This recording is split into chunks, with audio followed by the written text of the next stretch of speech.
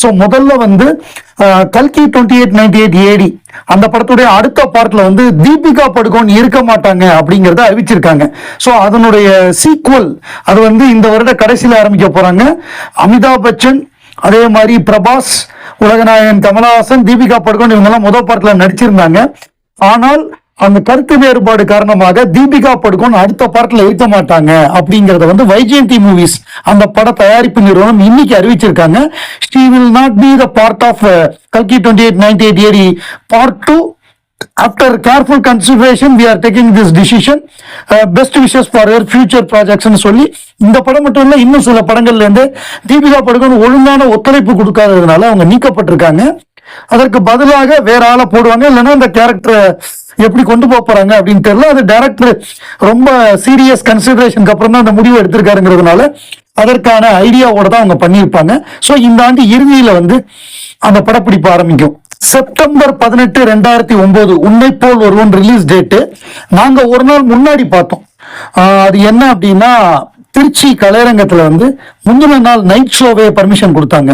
மற்ற எவ்வளவு ஊர்ல கொடுத்தாங்க அப்படிங்கிறது எனக்கு தெரியாது. நாங்க வந்து FDFS அப்படின்னு சொல்றது வந்து செப்டம்பர் 17 இரவு காட்சி திருச்சி கலையரங்கத்துல போடப்பட்டது. அந்த காட்சி பார்க்கக்கூடிய வாய்ப்பு எனக்கு கிடைத்தது. ஸோ அதனால ஒரு நாள் முன்னாடி செப்டம்பர் 17 பார்த்தாச்சு அந்த படத்தை. அப்படிங்கிற ஒரு மகிழ்ச்சியான ஒரு விஷயம். இதை பொறுத்தவரை நான் இந்த படம் கமல் சார் ரீமேக் பண்ண போறாருன்னு உடனே நான் வெட்னஸ்டே DVD வாங்கி அந்த படத்தை பார்த்தேன். பலமுறை திருப்பி பார்த்தேன். நஸ்ருதீன் ஷா, அனுபம் கேர் அவங்களுடைய நடிப்பு, அந்த படத்துடைய அந்த கதை ரொம்ப விறுவிறுப்பா, பாட்டு இல்லாமல் 2 மணி நேரத்துல முடிந்த படம் அது. ஸோ அந்த படத்தை வந்து கமலஹாசன் வெகு அழகாக ரீமேக் பண்ணியிருந்தாரு.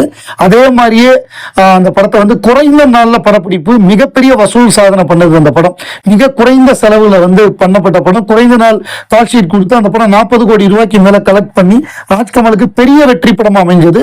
தமிழை பொறுத்தவரையே கமலஹாசன், மோகன்லால் 2 பேரும் நடிச்சிருந்தாங்க தமிழ் மலையாளத்துல. தெலுங்கை பொறுத்தவரையே கமலஹாசன் மற்றும் வெங்கடேஷ் அந்த போலீஸ் கேரக்டர்ல நடிச்சிருந்தாரு. இங்க தமிழை பொறுத்தவரை உன்னை போல் ஒருவன், தெலுங்குல ஈநாடுங்கிற பேர்ல அந்த படம் ரிலீஸ் ஆச்சு. 2 மொழிகள்லையுமே பெரிய வெற்றி படம் அமைஞ்சது. வெங்கடேஷ் வந்து கமலஹாசனுடைய தீவிர ரசிகர். அவர் இன்னும் நிறைய காட்சிகள் அவரோட சேர்ந்து நடிச்சிருக்கணும் அப்படின்னு அவர் ஆர்வத்தை தெரிவிச்சாரு. அவர் இன்னொரு படத்தில் நடிக்கிறதா இருந்தது. அதுக்கு எல்லாமே ஏற்பாடு பண்ணி கொஞ்ச நாள் படப்பிடிப்பு நடந்து அந்த படப்பிடிப்பு நிறுத்தப்பட்டது. அது ஒரு சரித்திர படம். அதே மாதிரி மோகன்லால் கமலஹாசன் காம்பினேஷனும் ரொம்ப அருமையா இருக்கும். அது அந்த காம்பினேஷன் திரும்ப வந்தா நல்லா இருக்கும். கமல் மோகன்லால், கமல் வெங்கடேஷ். உன்னை போல் ஒருவன் 16 இயர்ஸ் ஆயிருக்கு படம் வந்து.